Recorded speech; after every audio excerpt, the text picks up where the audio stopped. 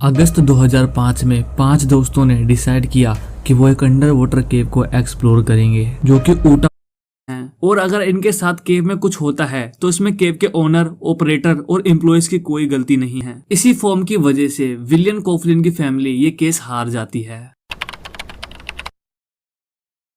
अगस्त 2005 में 5 दोस्तों ने डिसाइड किया कि वो एक अंडर वाटर केव को एक्सप्लोर करेंगे जो कि ऊटा प्रोवो के वाई माउंटेन में एक अननोन केव है जिसका निकनेम केव ऑफ डेथ है। ये 5 लोग इस बात से अनजान थे कि केव के अंदर एक घातक खतरा इनका इंतजार कर रहा है। ये केव के अंदर गए तो 5 लोग थे लेकिन वापस केवल एक ही आया। This is the dangerous breakdown of गोलम केव ट्रेजेडी। 17 अगस्त 2005 को एक डांस ग्रुप के 5 मेंबर डिनर करते हुए डिसाइड करते हैं कि वो एक सीक्रेट केव को एक्सप्लोर करेंगे जो कि यूटा के प्रोवो में BYUS कैंपस के बगल के वाई माउंटेन में स्थित एक अननोन केव है जिसका कि कोई नाम नहीं है। लेकिन वहाँ के स्टूडेंट इस केव को गोलम केव या केव ऑफ डेथ यानी कि मौत की गुफा कहते हैं, जिसे कि कुछ ईयर पहले ही 2 लोगों ने फाइंड किया था। ये केव देखने में बहुत छोटा लगता था लेकिन यह उतना ही खतरनाक भी था। इस केव में भी नट्टी पुट्टी केव की तरह पतले पतले रास्ते थे, लेकिन घबराने वाली बात तो ये थी कि इसके अंदर बहुत सारा पानी भी था। लेकिन जो सबसे हैरान कर देने वाली चीज थी वो थी ये 18 बाई 20 इंच का पानी से भरा रास्ता जो कि एक तरफ से दूसरी तरफ 18 फीट तक जाती है। इस केव में जाने के लिए पहले वाई माउंटेन में हाइकिंग करना पड़ता था। इस केव का एंट्रेंस देखने में बहुत पतला और डरावना लगता है। एंट्रेंस में भी थोड़ा पानी था। केव के अंदर पानी होना ही इनको काफी इंटरेस्टिंग लग रहा था। सुबह के 2 बजे ये 5 लोग माउंटेन से हाइकिंग करके केव के पास पहुंच जाते हैं।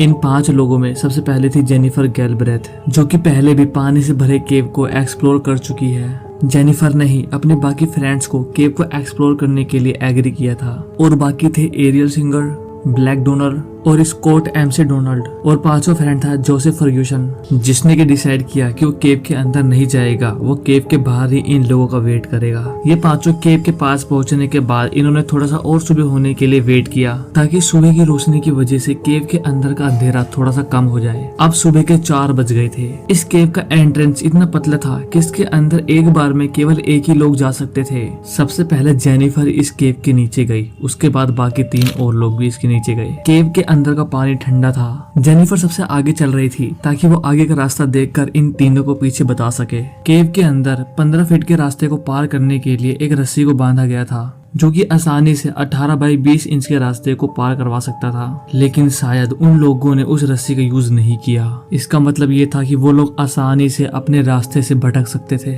इन चारों से बहुत पहले एक केवल इस केव में आया था।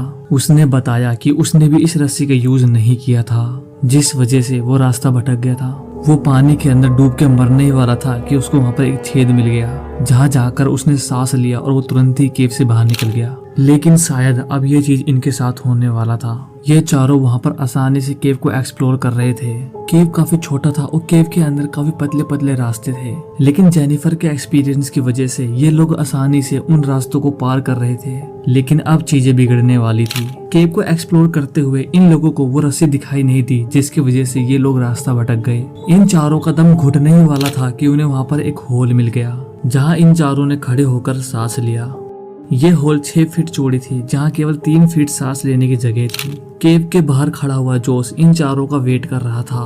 उसे पता नहीं था कि ये लोग केव से कब बाहर निकलेंगे क्योंकि उन चारों ने केव से बाहर निकलने का कोई टाइम फिक्स नहीं कर रखा था। जोश उनका काफी टाइम से वेट कर रहा था।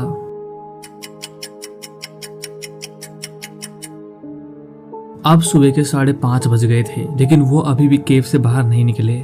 इसीलिए जोश केव के थोड़ा अंदर जाता है और टॉर्च मारते हुए उन्हें आवाज देता है।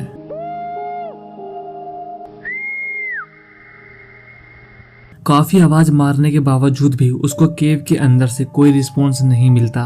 ये देखकर जोश काफी ज्यादा घबरा जाता है। जोश उन चारों को फोन भी नहीं कर सकता था क्योंकि ये एक अंडर वाटर केव था। इसीलिए उन चारों ने अपना फोन वगैरह जोश को ही पकड़ा रखा था। इसीलिए जोश अपने बाकी दोस्तों और फैमिली को इन्फॉर्म कर देता है। अब सुबह के 6 बज गए, लेकिन वो चारों अभी भी केव से बाहर नहीं निकले। जोश ने घबराहट और डर के मारे तुरंत ही पुलिस को कॉल कर दिया और अपनी लोकेशन बता दी। नीचे केव में वो चारों बाहर निकलने की कोशिश करते, लेकिन वो हर बार रास्ता भटक जाते थे।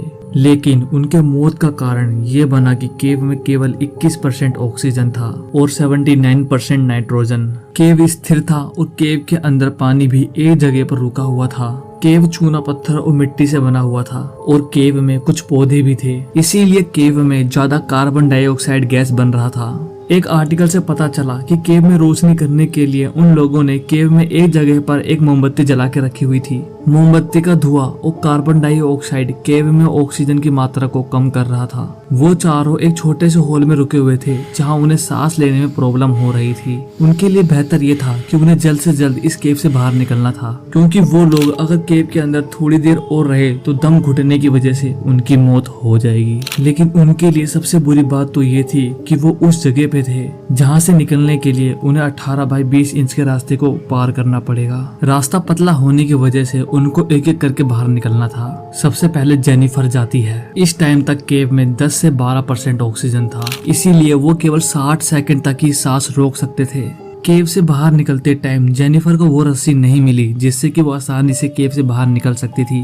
अब ये पॉसिबल था कि वो रास्ता भटक सकती थी। जब उसे रस्सी नहीं मिली तो वो वहीं पर रुक गई। केव में बहुत ही कम ऑक्सीजन होने की वजह से उसका माइंड काम करना भी बंद कर दिया। थोड़ी देर बाद जेनिफर पानी में बेहोश हो जाती है और वो केव के एक अनजान जगह पर चली जाती है। बाकी तीनों को लगता है कि जेनिफर शायद केव से बाहर निकलने में सक्सेसफुल हो गई है, इसीलिए बाकी और दो भी धीरे धीरे केव से बाहर निकलने की कोशिश करते हैं। लेकिन उनके साथ भी वही होता है जो जेनिफर के साथ हुआ। अब उस होल के अंदर चौथा और लास्ट केवर था। उसको शक हो जाता है कि उसके बाकी तीनों फ्रेंडों के साथ केव के अंदर कुछ न कुछ तो गलत हुआ है, क्योंकि अगर वो तीनों केव से बाहर निकल चुके होते तो वो उसको आवाज जरूर लगाते। चौथे केवर को शक तो हो गया था, लेकिन उसे ये नहीं पता था कि उन तीनों के साथ एग्जैक्टली हुआ क्या है। केव में ऑक्सीजन की मात्रा अब धीरे धीरे कम होती जा रही थी। चौथे केवर की भलाई इसी में थी कि वो बिना कुछ सोचे समझे उसे तुरंत ही केव से बाहर निकलना पड़ेगा। लेकिन जैसे वो उस रास्ते से बाहर निकलने की कोशिश करता है, उसके साथ भी वही होता है जो उन तीनों के साथ हुआ। केव के बाहर अब रेस्क्यू टीम आ गई थी और उन्हें ये बात तो पता था कि ये केव कितना खतरनाक है, इसीलिए वो सबसे पहले केव से पानी निकालने के लिए केव में पाइप लगा देते हैं। रेस्क्यू टीम को केव का काफी एक्सपीरियंस था, इसीलिए उन्हें पता था कि ऐसे केव में ऑक्सीजन की मात्रा बहुत कम होती है,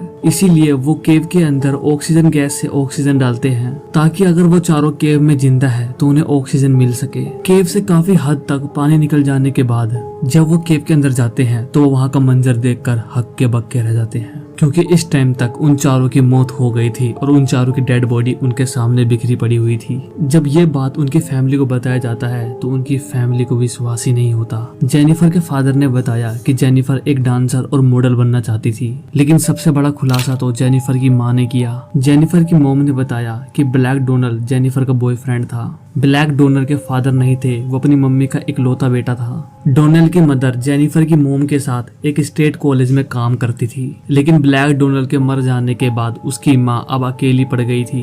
जेनिफर की माँ ने बताया कि उसको अपनी बेटी जेनिफर के मर जाने से ज्यादा बुरा तो डोनल के मर जाने का लग रहा है, क्योंकि उनके पास तो 2 बेटी और 1 बेटा था, लेकिन ब्लैक डोनल अपनी माँ का इकलौता औलाद था। इन चारों के मर जाने की खबर पूरे नेशन में फैल गई, जिस वजह से गवर्नमेंट ने गोलम केव को बंद कर दिया ताकि इन फ्यूचर और लोगों की मौत ना हो जाए।